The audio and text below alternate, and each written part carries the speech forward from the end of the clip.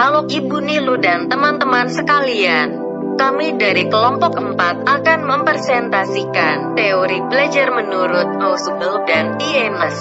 Perkenalkan, anggota-anggota dari kelompok 4. Perkenalkan, nama saya Renata Putri, NIM 1914144074. Perkenalkan, nama saya Wayan Maharani, NIM 1914144079.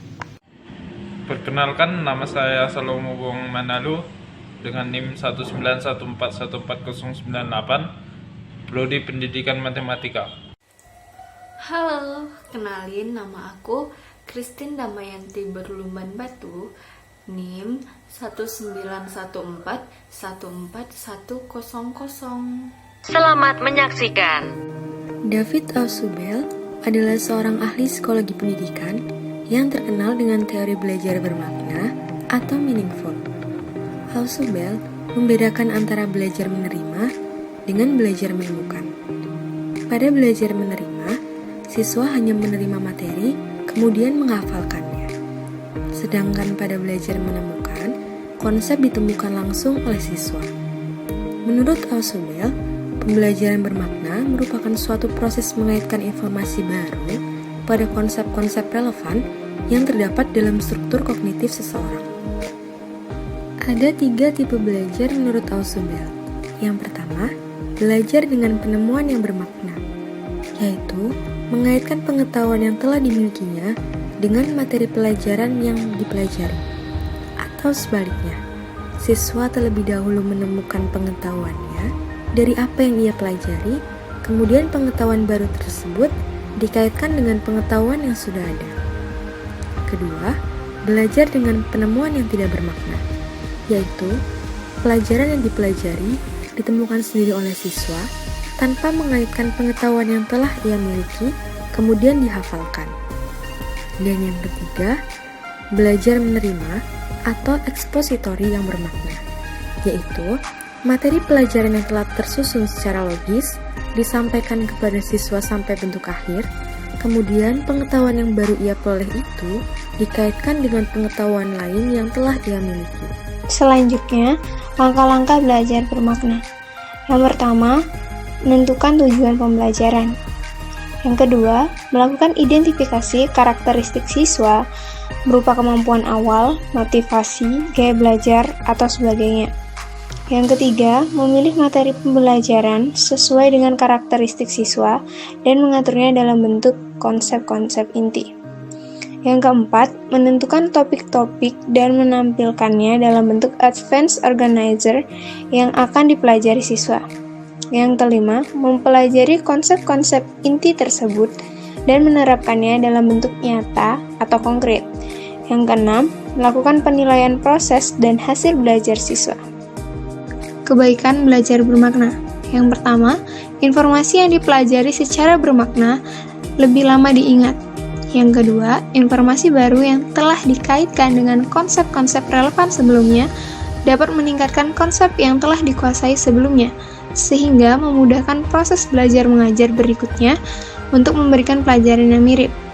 Yang ketiga, informasi yang telah dilupakan setelah pernah dikuasai sebelumnya masih meninggalkan bekas, sehingga mempermudah proses belajar mengajar untuk materi pelajaran yang mirip walaupun telah lupa.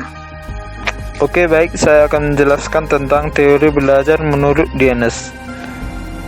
Tokohnya yaitu Zoltan Paul Dienes. Zoltan Paul Dienes adalah seorang matematikawan Hongaria yang lahir pada 21 Juni 1916.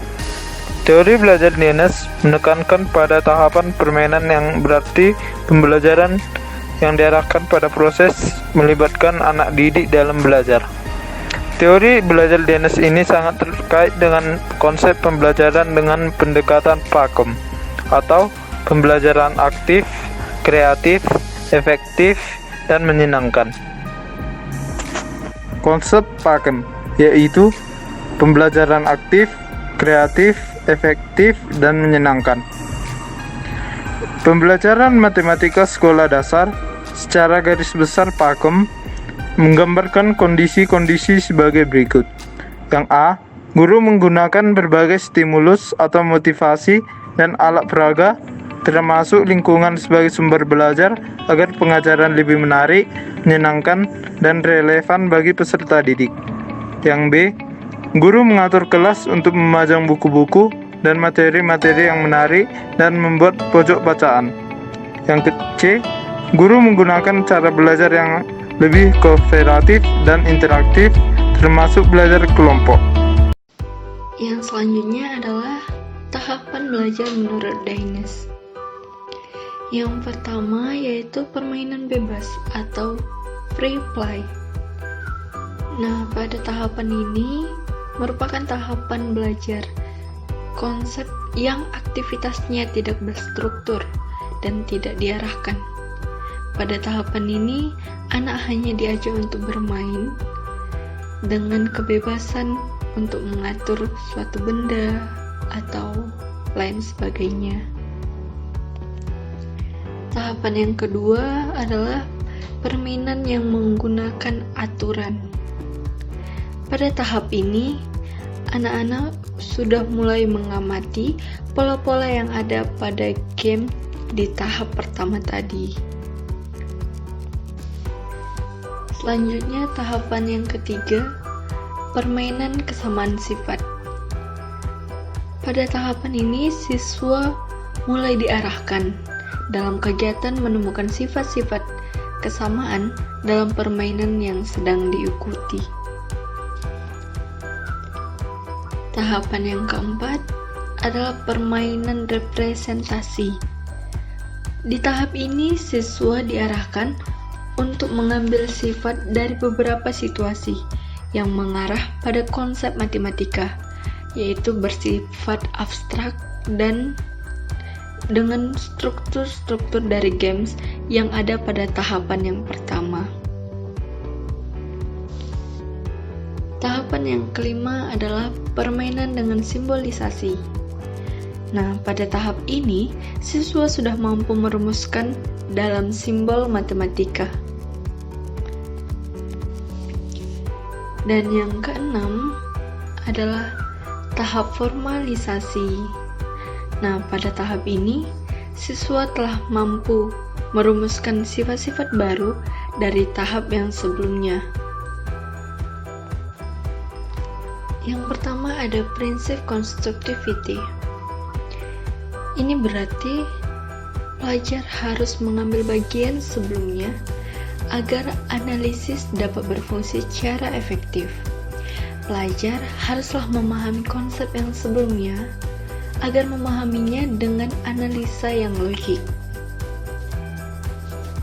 Yang kedua ada prinsip perubahan perspektual.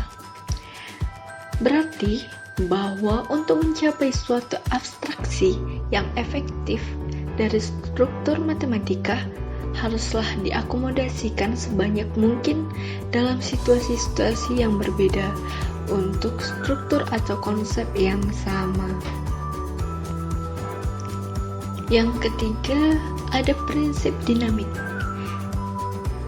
Dalam prinsip dinamik ini, proses pemahaman konsep berjalan dari pengalaman ke penetapan klasifikasi.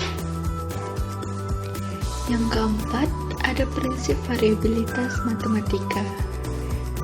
Nah, pada prinsip ini berarti bahwa setiap konsep matematika menyertakan variabel-variabel yang esensial yang perlu dibuat bermacam-macam bila generalisasi dari konsep-konsep matematika itu telah tercapai. Blok Dines adalah media pembelajaran yang dikembangkan oleh Zoltan P. Dines berasal dari teori belajar Dines dalam Runtuh Kahu 1996. Rohyadi dan Suherman menjelaskan blok Dines ini bertujuan untuk memahami konsep dasar bilangan dan nilai tempat. Selain itu, dapat juga digunakan pada pembelajaran operasi penjumlahan dan pengurangan bilangan cacah, pecahan desimal, serta geometri. Blok Dines merupakan kubus satuan, puluhan, ratusan, dan ribuan yang berfungsi sebagai alat peraga dalam pembelajaran konsep atau pengertian tentang banyak benda, membandingkan dan mengurutkan banyak benda, nilai tempat suatu bilangan, serta operasi hitung. Menurut Raharjo, menyatakan bahwa Block Dines dapat membedakan secara tajam perbedaan antara satuan yang berbentuk kubus kecil dengan puluhan yang berbentuk batangan, ratusan berbentuk kepingan, dan ribuan yang berbentuk kubus besar. Pada penelitian ini, penggunaan balok Dines digunakan pada materi pengurangan bilangan cacah. Pengurangan dengan teknik meminjam, penggunaan balok Dines atau balok basis 10 pada operasi pengurangan bilangan 2 angka dengan bilangan 1 angka dengan teknik meminjam. Contohnya, 24 dikurangi 6 sama dengan 18. Selanjutnya, pengurangan dengan teknik tanpa meminjam. Menurut Williani 2006, untuk menyelesaikan 9 kurang 3 dapat dilakukan dengan kegiatan sebagai berikut. Mula-mula ambil 9 balok satuan dan ambil 3 batang balok satuan lagi, maka banyak yang tersisa adalah 6 balok. Yang selanjutnya ada siklus belajar. Dalam siklus belajar ini ada 5 fase. Fase yang pertama yaitu fase menarik perhatian dan mengikat. Pada fase ini, guru menciptakan teka-teki yang sesuai dengan topik yang akan dipelajari siswa. Guru dapat mengajukan pertanyaan kepada siswa dari apa yang telah dilakukan. Adapun jawaban yang diberikan oleh siswa digunakan untuk mengidentifikasi sejauh mana kemampuan siswa atau miskonsepsi siswa.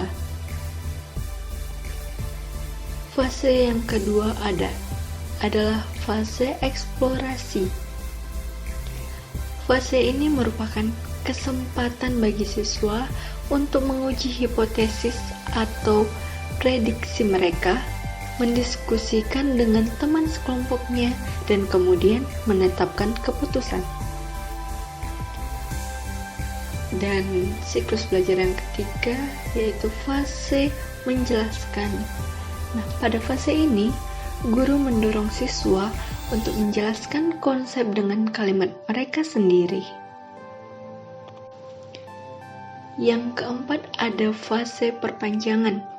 Pada fase ini, siswa harus mengaplikasikan konsep dan kecakapan yang telah ia miliki terhadap situasi lain.